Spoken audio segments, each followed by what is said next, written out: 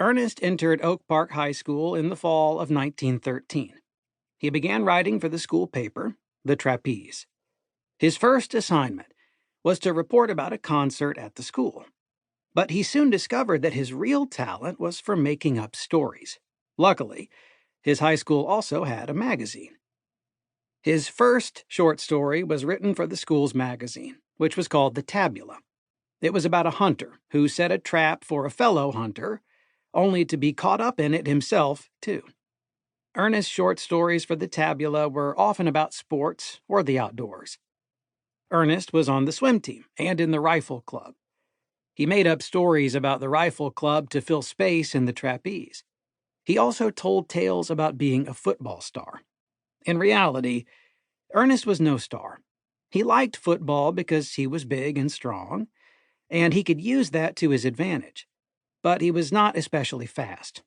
He played on the lightweight team his sophomore and junior seasons. The lightweight team was a notch below the top level in high school, like junior varsity is to varsity now. Ernest made the top team in his final year. By that time, Ernest already stood about 5 feet 10 inches tall. He had lots of friends, and the girls thought he was handsome. However, he was shy around them. When it was time for a school dance, he helped decorate the school gymnasium, but then left before the dance began. In the classroom, Ernest earned high marks in English and history. His grades were good enough for him to go to college.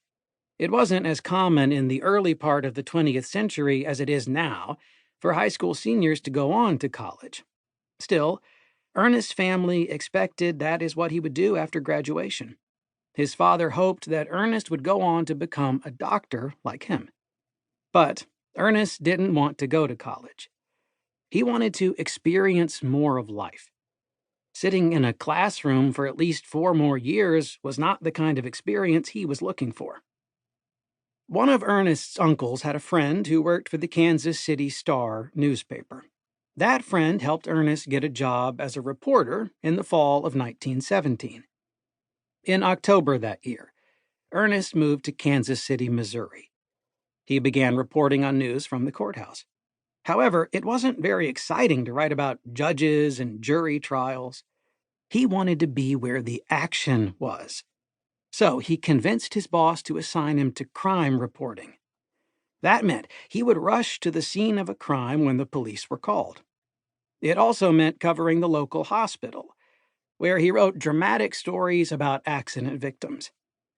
Ernest liked working at the newspaper, but most important, he learned a particular way of writing at the Star. The newspaper had a style that it wanted all its reporters to follow. The rules were detailed in what is called a style guide.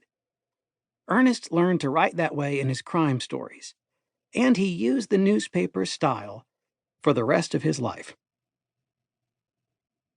Rules to write by. More than 20 years after Ernest Hemingway worked at the Kansas City Star, he said that the newspaper taught him the best rules I ever learned for the business of writing. A few of the main rules were: use short sentences. That makes it easier for the reader. Use short first paragraphs. They help the reader understand the main point of a story. Use vigorous English. Choose words that are full of energy. Be positive, not negative. Focus on what something is, not what it isn't. Eliminate every superfluous word. Superfluous means something extra that is not necessary.